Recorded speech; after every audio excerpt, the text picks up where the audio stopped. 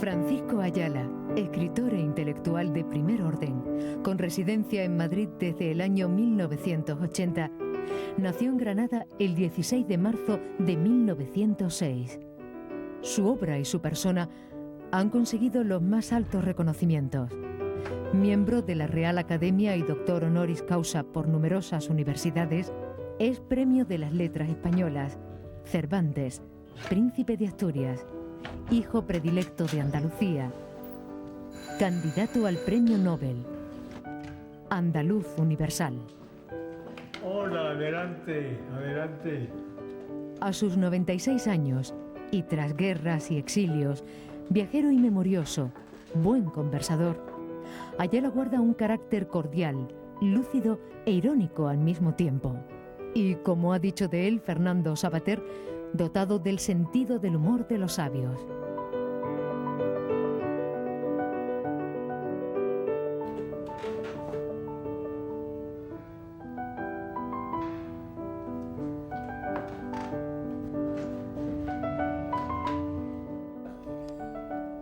Cuando tras largo exilio volví a España hacia 1960, quise visitar los lugares de mi infancia.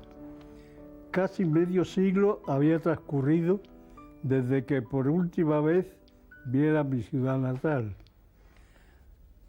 Salió mi familia de Granada siendo yo un chico a punto de terminar su bachillerato y desde entonces nunca más había estado allí.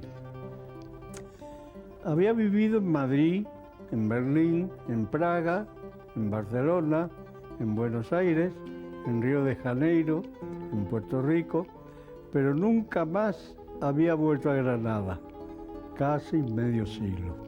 Regresé y todo seguía igual. Todo respondía y se ajustaba enseguida a la imagen de mi recuerdo. El aspecto de la ciudad en su conjunto no había cambiado todavía, nada. Tardó más en que otras partes de España en sentir el cambio. De modo que para mí fue muy encantador eso, porque claro, hubiera sido un desengaño encontrarme cambiadas las cosas que yo había vivido de niño.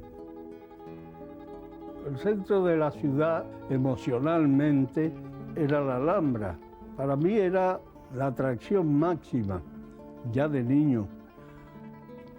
Creo que para todos los granadinos lo era en un sentido simbólico, porque estoy seguro de que muchos granadinos nacieron y murieron sin haber subido a la Alhambra. Pero la Alhambra estaba en el fondo del pensamiento. El paisaje humano de aquella Granada era variado y pintoresco, todavía muy pintoresco.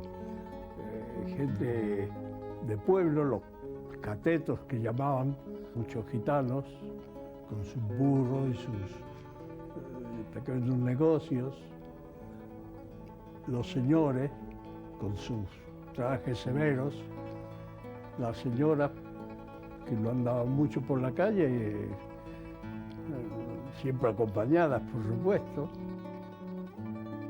Lo granadino está dentro de mí. La impronta, lo grabado en mi memoria y en mi espíritu, en la infancia, sigue existiendo. No se pierde. Yo, en la extrema vejez en que estoy, me doy cuenta de que mi personalidad está fraguada por las experiencias de mi infancia y adolescencia.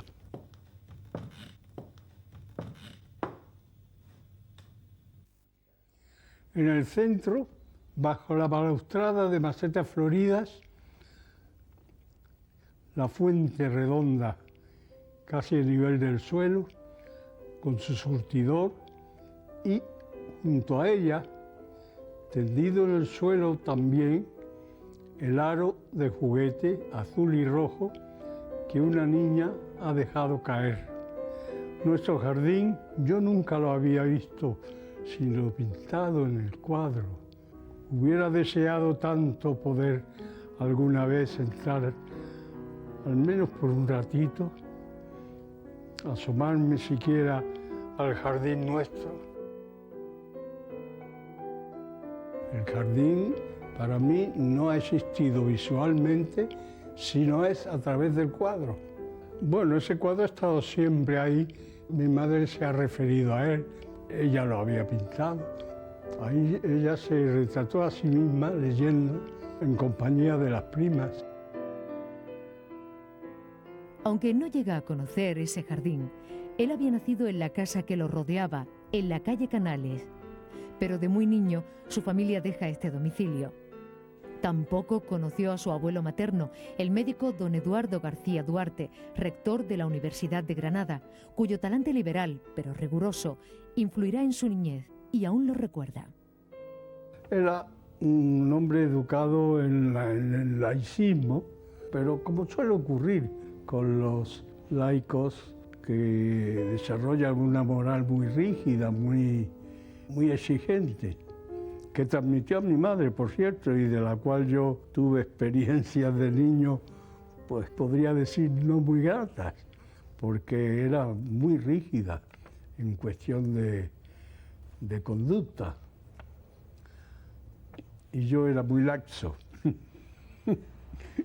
No solo, lo digo en broma, pero es serio. Es decir, que yo no creía que había que ser tan rígido en las pautas, en las normas. Era un niño bastante listo, hay que decirlo. Mi madre fue la gran influencia de mi vida. En muchos aspectos, yo diría casi en todo, fue una gran influencia, porque tenía una visión del mundo alegre, pero rígida después de todo, al mismo tiempo.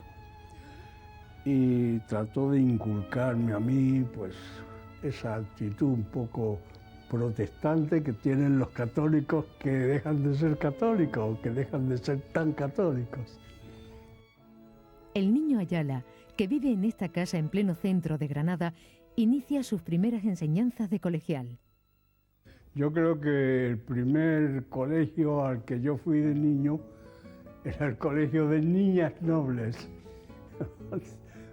Claro, admitían unos parvulitos y yo fui uno de esos párvulos. Yo no sé por qué gracia o desgracia, desde muy pequeño he sido totalmente descreído en lo que se refiere a la religión. Pues allí daban la clase de religión y nos hacían confesar. No tenía nada que confesar, pero inventaba cosas, inventaba pecados. Ayala recuerda con fascinación su otra casa, apartada de la ciudad, la del Albaicín, a donde se mudaron sus padres. Recuerdo muy bien detalles de esa temporada infantil que pasé en el Albaicín y de la casa, el Carmen de la Cruz Blanca, que se llamaba, y ese palomar, el Torreón, que era un sitio frecuentadísimo por mí de niño, porque a mí me gustaban mucho las palomas y mi madre iba también conmigo, subía y veíamos a dónde iban y de dónde venían esas palomas y a veces traían una conquista, pero eran palomas que hacían prisioneras a otras y las traían seducidas al mismo Torreón.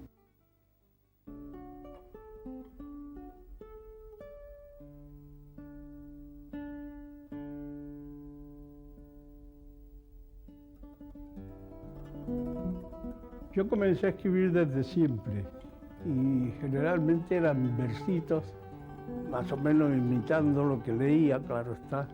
Pero desde muy chico yo creo que empecé a escribir versos y me los descubrió la familia, los versos, y empezaron a ponerse muy contentos y muy orgullosos de tener un poeta de 8 o 9 años.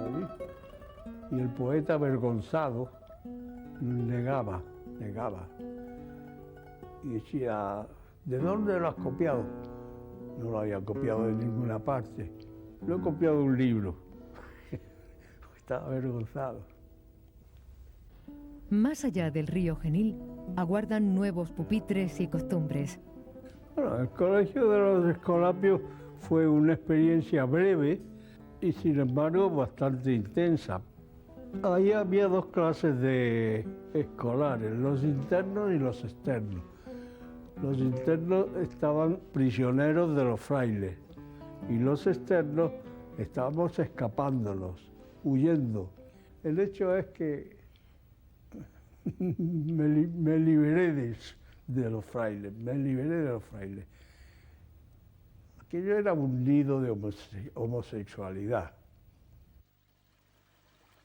En su infancia frecuentaba también la casa de unos parientes. Esa casa para mí conserva una especie de aroma sentimental fuerte. La casa de mi padrino es muy hermosa. En el patio había un magnolio cuyas flores perfumaban en su tiempo todo el aire. Era un hombre tímido, apocado y muy rico.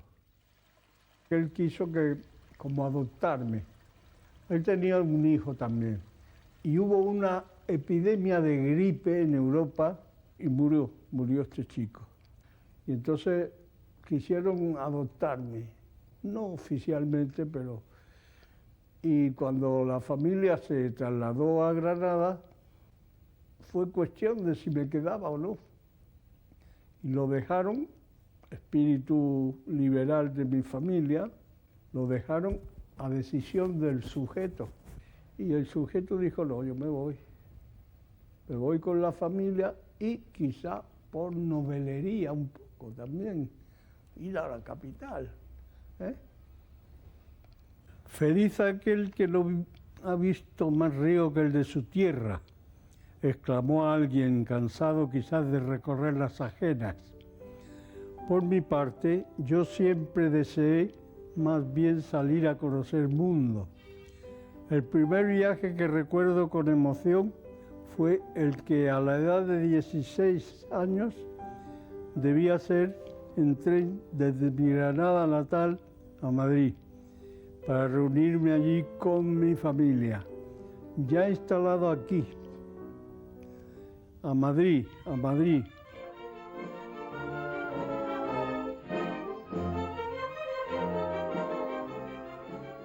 Claro, yo me había hecho una fantasía de Madrid. Lo que yo veía de Madrid era monumentos, fotografías de lo magnífico y de lo bueno y tal y cual. Y llego a Madrid, a la estación de Atocha, y subí, supongo que por la calle de Atocha, arriba, y eso no es magnífico, por cierto. O no me lo parecía, porque sí lo es, la verdad es que sí, pero yo no veía más que lo sórdido y un desengaño tremendo. A Lorca yo no lo había conocido en Granada. Era amigo de mis primos, por ejemplo, un primo mío que tuvo la misma suerte trágica que el pobre Lorca. Era la estrella del grupo vanguardista, la gente se lo disputaba porque él tenía esa simpatía desbordante, esa alegría que de pronto se cortaba y era una tristeza, un pozo de tristeza en su cara, en sus ojos, un silencio. Yo fui invitado enseguida a incorporarme a las mejores cosas, a las mejores revistas, y una de ellas fue la revista Occidente. El círculo de Ortega era un círculo bastante cerrado. No podía ir cualquiera a su tertulia. Había que ser invitado y aceptado para ir. Y yo lo fui. Bueno, yo pedí beca para ir a estudiar en Berlín y lo obtuve y era para ampliar estudios. Y enseguida viene la República, vuelvo yo a España y me encuentro que todo está transformado.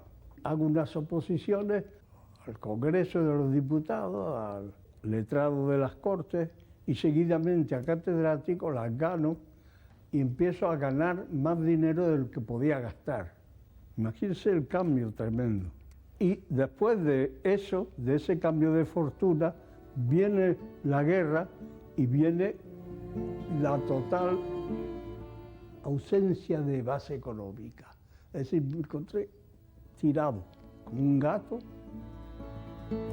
para ver qué hacía en un mundo desconocido.